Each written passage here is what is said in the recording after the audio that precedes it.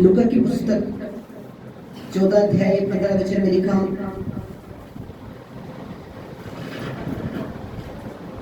उसके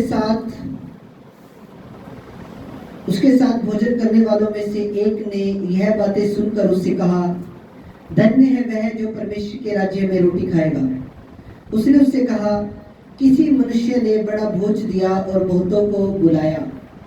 जब भोजन तैयार हो गया तो उसने अपने दास के हाथ आमंत्रित लोगों को कहला भेजा, आओ अब भोजन तैयार है। तब वे सबके सब क्षमा मांगने लगे। पहले ने उससे कहा, मैंने खेत मोल लिया है और अवश्य है कि उसे देखूं। मैं तुझसे विनती करता हूँ, मुझे क्षमा कर। दूसरे ने कहा, मैंने 5 जोड़े बैल मोल लिए हैं और उन्हें परखने जाता हूँ। मैं तुझसे विनती करता हूँ कि मुझे क्षमा कर। एक और ने कहा, मैंने विवाह किया है इसलिए मैं नहीं आ सकता। उस दास ने आकर अपने स्वामी को यह बातें कह सुनाई। तब घर के स्वामी ने क्रोध में आकर अपने दास से कहा, नगर के बाजार और गलियों में तुरंत जाकर कंगालों, टूंडों, लंगड़ों और अंधों को यहाँ ले आओ। दास ने फिर कहा, हे स्वामी, जैसे तूने कहा था वैसे ही किया गया, और फिर भी जगह है। स्वामी ने दास से कहा, सड़कों को और बाड़ों को और लोगों को विवश करके ले आओ ताकि मेरा घर भर जाए, क्योंकि मैं तुमसे कहता हूँ कि उन्हें आमंत्रित लोगों में से कोई भी मेरे भोज को न चखेगा। Hallelujah, hallelujah, hallelujah. यहाँ पे हम एक वचन देखते हैं, प्रभु यीशु मसीह दृष्टांत बता रहे हैं, एक उदाहरण को बता रहे हैं, एक राजा का उदाहरण दे रहे हैं कि एक राजा ने बहुत बड़ा भोज किया और उसने बहुत से लोगों को बुलाया कि मेरे भोज में आओ। और लोग बहाना बनाने लगे। कोई बोला कि मैंने 5 जोड़ी बैल खरीदे हैं, कोई बोला मेरी अभी शादी हुई है। तो इस तरीके से वो लोग बहाना बनाने लगे।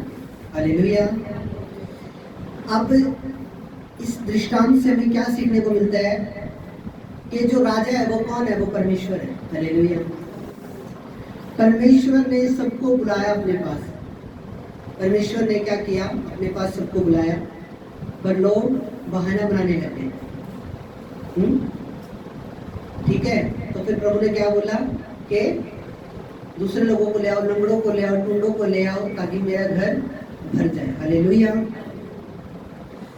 ये दृष्टांत उस समय का है जब यीशु मसीह यहूदी लोगों के ऊपर यीशु मसीह ने दृष्टांत बोला था, क्योंकि यहूदी लोग यीशु मसीह की सुन नहीं रहे थे और यहूदी लोग यीशु मसीह की बात को नहीं सुन रहे थे। इसीलिए प्रभु ने बोला था कि अगर यहूदी लोग नहीं मेरी बात को सुनेंगे तो तुम अन्य जाति लोगों में जाओ।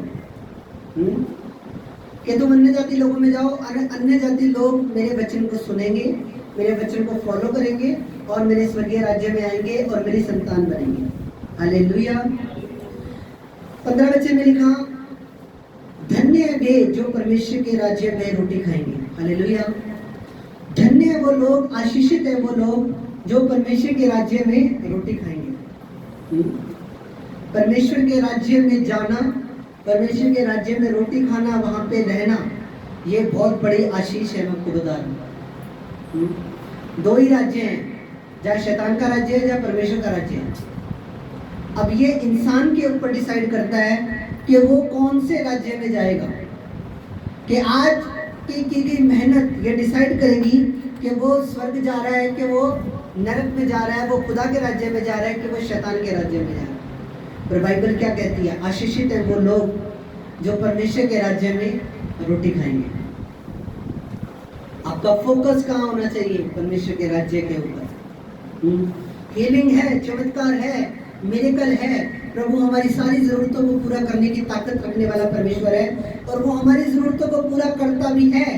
पर हमारा मेन फोकस क्या होना चाहिए? जिस फोकस के लिए प्रभु यीशु मसीह ने आपको बुलाया, आपको अन्य जाति लोगों में से चुना, आपको अपना बेटा और अपनी बेटी बनाया, वो मेन मकसद क्या है? कि आपका उद्धार हो, आप स्वर्ग के राज्य को पाओ। हालेलुया। मेन फोकस क्या है?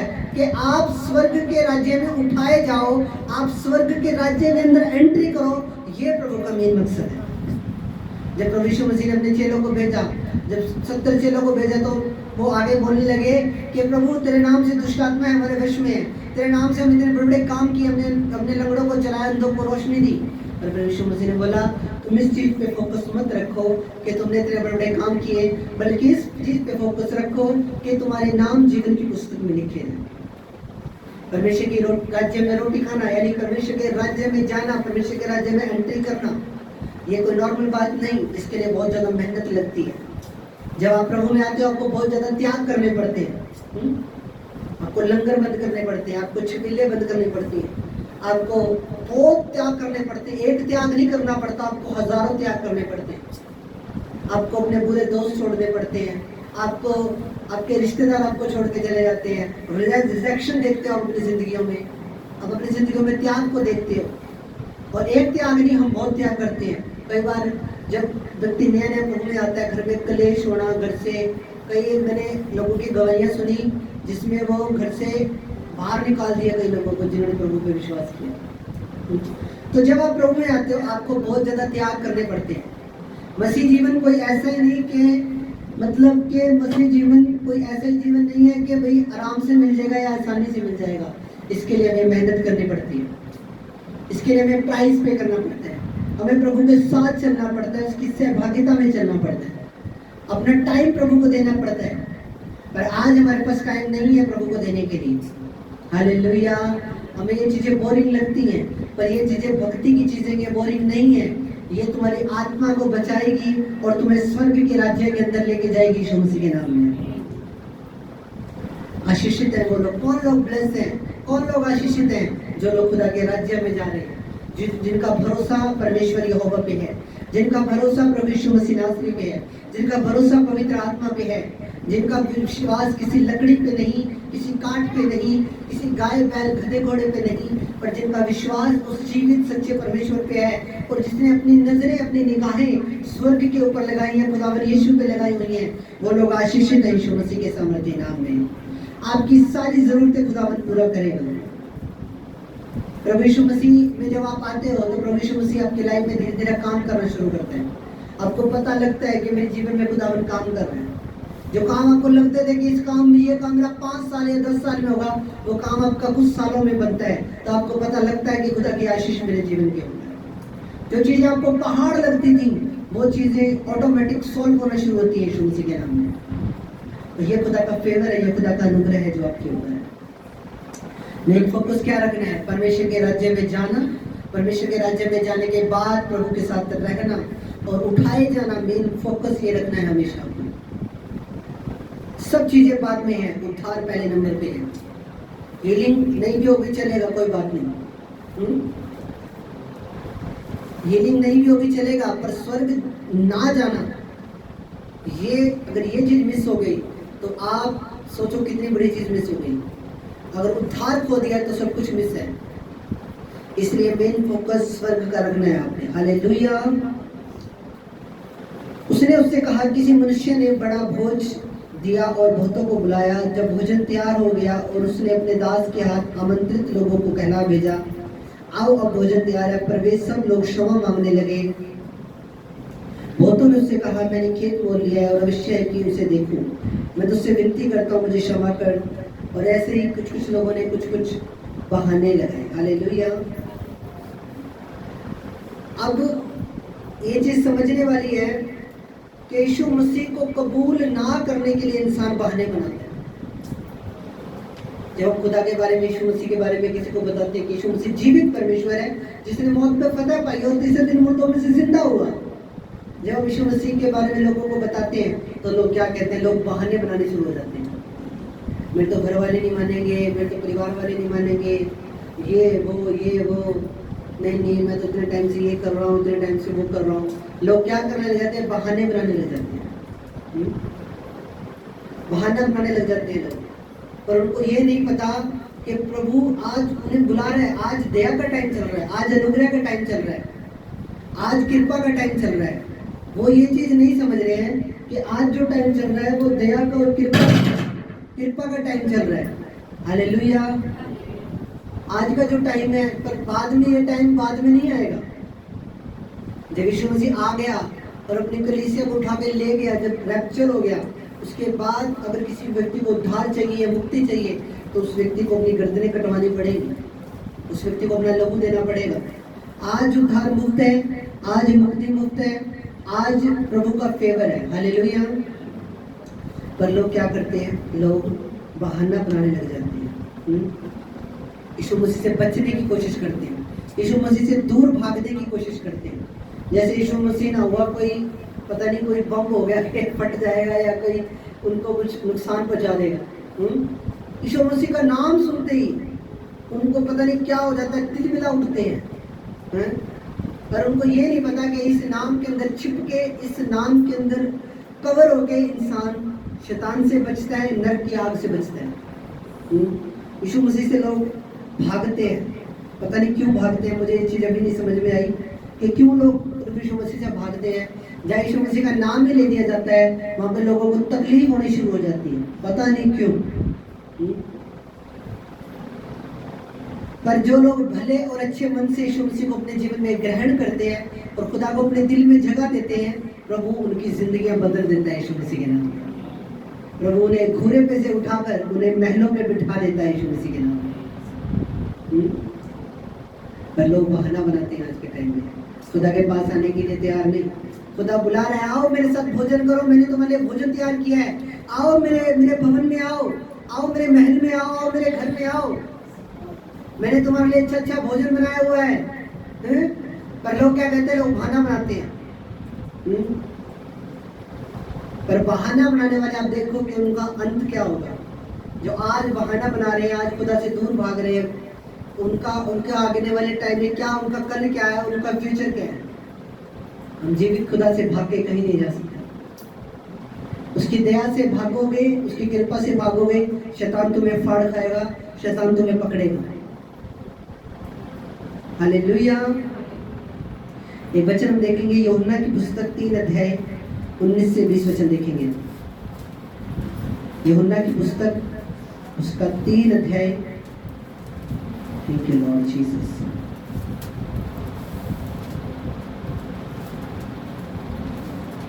यहाँ पे लिखा, और दंड की आज्ञा का कारण यह है कि ज्योति जगत में आई और मनुष्य ने अंधकार को ज्योति से अधिक प्रिय जाना, क्योंकि उनके काम बुरे थे। क्योंकि जो कोई बुराई करता है वह ज्योति से बैर रखता है और ज्योति के निकट नहीं आता है, ऐसा न हो कि उसके कामों पर दोष लगाया जाए। परंतु जो सत्य पर चलता है वह ज्योति के निकट आता है और उसके काम प्रकट है कि परमेश्वर की ओर से किए गए। जी, ज्योति यानी कि परमेश्वर की लाइट, परमेश्वर मसीह जगत में आए, पर क्या किया लोगों ने, उससे बैर किया। क्या किया, बैर किया परमेश्वर से लोगों ने। जब यीशु मसीह के प्रचार करने जाते थे, लोग पत्थर उठा लेते थे। लोग बताओ, पत्थर उठा लेते थे लोग। बैर किया, व्यर्थ में बैर किया। इसीलिए खुदा के कलाम में लिखा कि इन लोगों ने मुझसे व्यर्थ में बैर किया। ज्योति जगत में आई और प्रभु यीशु मसीह जगत में आया, मनुष्य ने अंधकार को ज्योति से अधिक प्रिय जाना, क्योंकि उनके काम बुरे थे।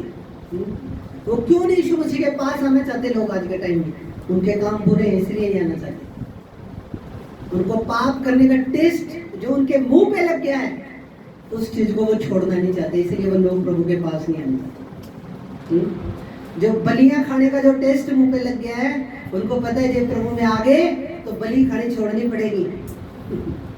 जब प्रभु में आगे तो बुराई करनी छोड़नी पड़ेगी। प्रभु में आगे तो डीजे में डांस बंद करवा देंगे। प्रभु में आगे तो हुक्का बंद करवा देंगे। प्रभु में आगे तो नशा छुड़वा देंगे। प्रभु में आगे तो पार्टियां बंद करवा देंगे। इसलिए वो अपने बुरे कामों को छोड़ना नहीं चाहते, इसीलिए उन्होंने प्रभु से बैर रखा। इसीलिए वो प्रभु के करीब नहीं आना चाहते, क्योंकि वो अपने बुरे कामों को छोड़ना नहीं चाहते। इसीलिए वो बुराई से प्रेम रखते हैं, ज्योति से बैर रखते हैं और उसके निकट नहीं आना चाहते, क्योंकि ऐसा ना हो कि उसके कामों पे दोष लगाया जाए। जब एक बुरा व्यक्ति, पापी व्यक्ति चर्च में आता है, बाइबल पढ़ना स्टार्ट करता है, तो प्रभु का वचन उससे बात करता है, खुदा का दास उसको वचन के द्वारा सिखाता है, तो उसको पता लगता है कि मेरे अंदर ये कमियां हैं, मेरे अंदर ये दोष है और मैंने इन दोषों को दूर करना है, मैंने इन कमियों को दूर करना है। उसको फिर धीरे धीरे पता लगता है। जब वो ज्योति के निकट आता है, जब वो खुदा की लाइट के, परमेश्वर के प्रकाश के निकट आता है, उसको सब कुछ पता लगने लगता है। उसकी उसका विवेक खुल जाता है, उसकी बुद्धि खुल जाती है। पर जब व्यक्ति यीशु मसीह के पास आएगा, यीशु मसीह की लाइट, उसका प्रकाश जब उस व्यक्ति के ऊपर आएगा, उसे पता लगेगा कि मैं इस जगह पे गलत हूँ, मैं इस जगह पे गलत चल रहा हूँ और मुझे ये चीजें छोड़ने की जरूरत है। इसलिए वो लोग परमेश्वर के निकट नहीं आना चाहते, क्योंकि उनके काम प्रकट हो जाएंगे, उनके बुरे काम प्रकट हो जाएंगे। कुछ लोग तो प्रभु में सिर्फ इसीलिए नहीं आना चाहते कि ये लोग सब कुछ छुड़वा देते हैं। क्या करते हैं ये सब लोग? ये चीजें सब कुछ छुड़वा देते हैं, ये सब कुछ बंद करवा देते हैं। क्यों ना बंद करवाएं? जिस चीज से, जो चीज नरक की ओर तुम्हें लेके जा रही है, जो चीजें तुम्हें खुदा से दूर कर रही है, जो चीजें तुम्हें परमेश्वर से दूर कर रही है, जो चीजें तुम्हें तुम्हारे उद्धार से दूर कर रही है, वो चीजें हम क्यों ना बंद करवाएं तुम्हारी? क्यों ना प्रभु बंद करवाए? मान लो अगर एक कमरे में सांप है, एक कमरे में एक जहरीला सांप है, तो उस जहरीले सांप के कमरे के अंदर कोई भी माँ बाप अपने बच्चों को छोड़ेगा नहीं। उसको पता है कि ये सांप इस बच्चे को काट लेगा और इसकी जान को नुकसान हो सकता है। उसी तरह परमेश्वर को ये चीजें पता है सब, कि कौन सी चीजों से तुम्हें नुकसान पहुंच सकता है, कौन सी चीजों से तुम प्रभु से दूर हो सकते हो, कौन सी चीजों से तुम्हारा आत्मिक नुकसान हो सकता है। इसलिए प्रभु तुम्हें मना करता है बुरे लोगों के साथ रहने से, अन्य जाति लोगों के साथ रहने से, पापी लोगों के साथ रहने से। हर एक वो चीज मना करता है, लंगर खाने से मना करता है। अब लंगर क्यों बंद करवाते हैं? हाँ जी, जिसने लंगर करवाया उसने तो अपने घर का सारा कष्ट निकाल लिया वहां लंगर करके। हाँ जी, अब जो लंगर खा रहे हैं उनके वो कष्ट आ रहे हैं। आपको पता है कौन व्यक्ति क्यों लंगर करवा रहे हैं, उसकी वजह क्या है, उसके पीछे का कारण क्या है? नहीं पता। अगर कोई छबील लगा रहा है तो उसके पीछे का कारण क्या है, क्यों छबील लगा रहा है?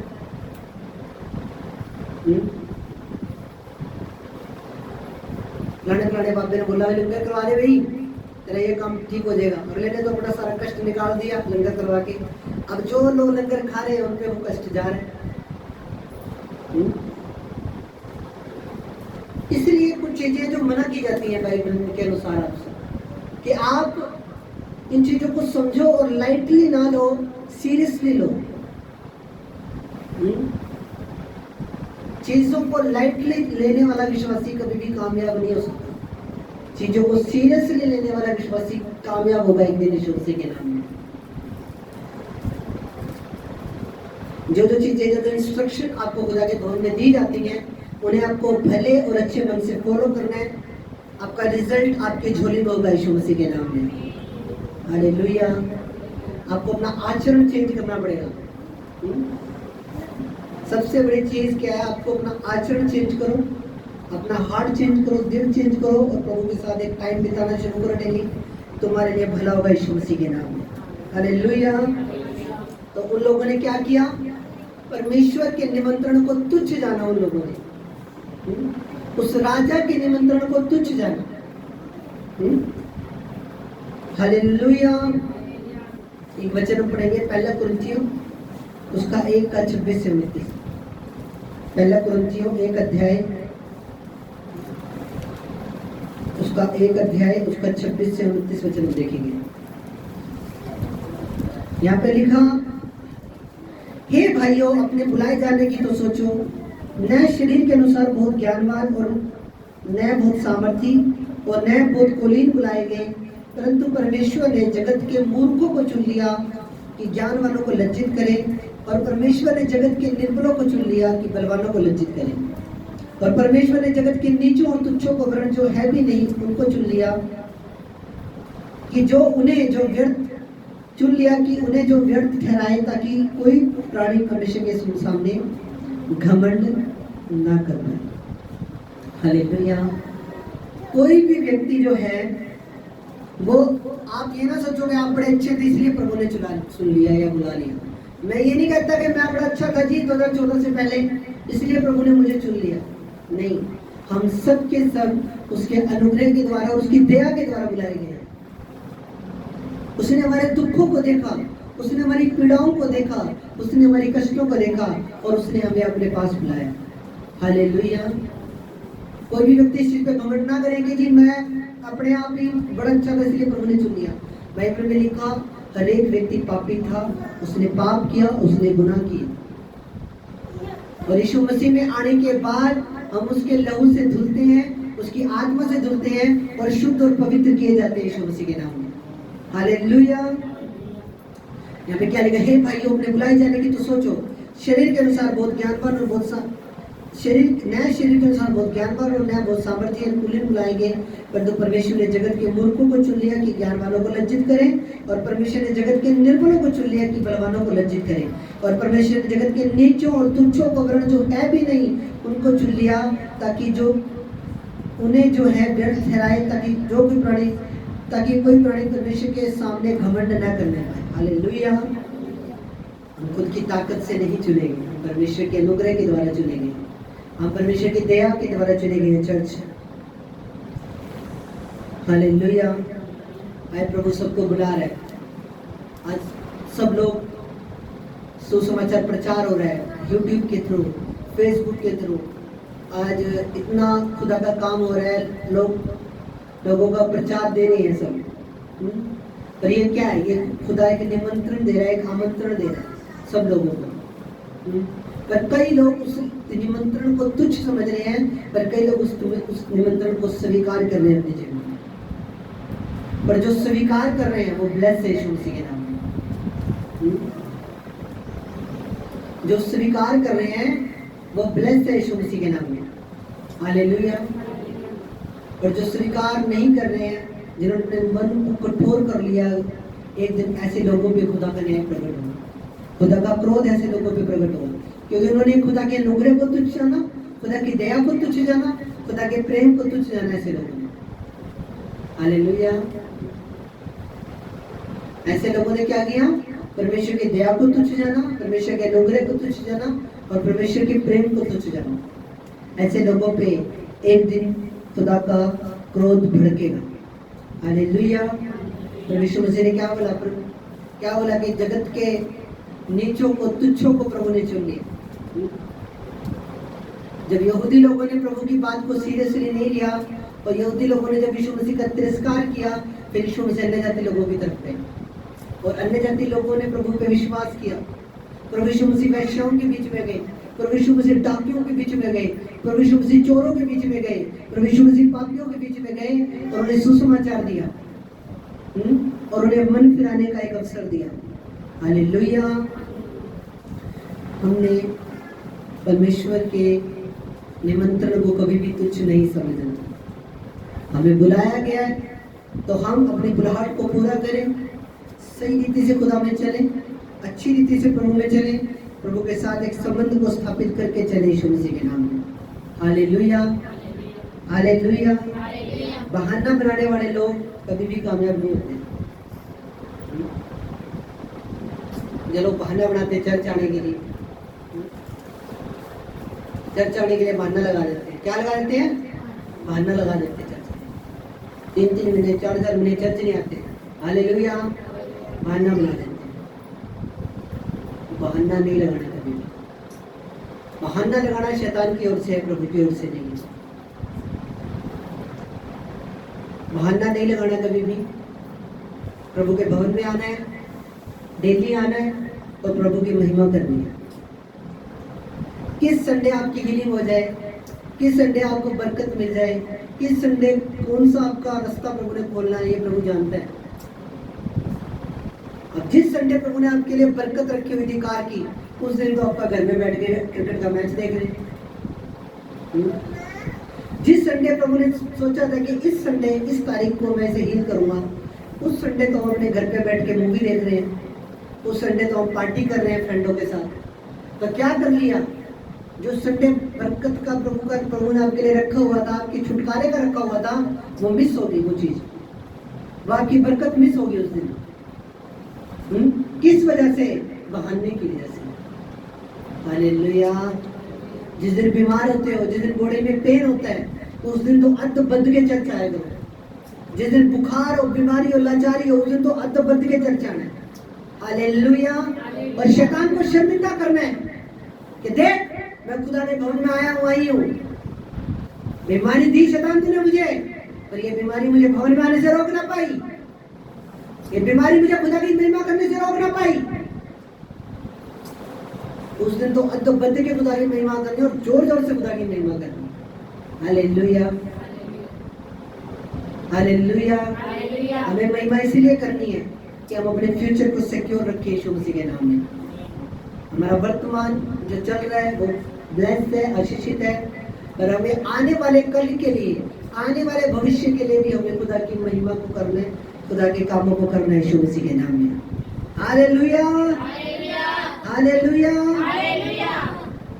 तो बहाने नहीं बनाने, डेली प्रेयर करें। बहाने नहीं बनाने, डेली प्रेयर करनी है, डेली खुदा की महिमा करनी है, डेली प्रभु के साथ टाइम को स्पेंड करना। आमीन, आमीन। तो प्रभु आपको बरकत दे इस कलाम के द्वारा, इस वचन के द्वारा। मेरा बिलीव है प्रभु ने आज आपसे बात की है, आपको छुआ है, आपको टच किया है। हालेलुया। आओ हम प्रार्थना करें वचन के लिए। सब जना की मदद करो। मेरे महान और जीवित सर्वशक्तिमान पवित्र परमेश्वर खुदावन, जो कलाम, जो वचन तेरे बेटे बेटियों ने सुना, इनके जीवन में 100 गुना फर्क लेकर आए। अंधकार को, शैतान इन वचनों को चुरा ना पाए। प्रभु ये वचन के दिन रूपी पट्टियों पे लिखे जाए। यीशु मसीह के सामर्थ्य नाम में मांगते हैं, आमीन।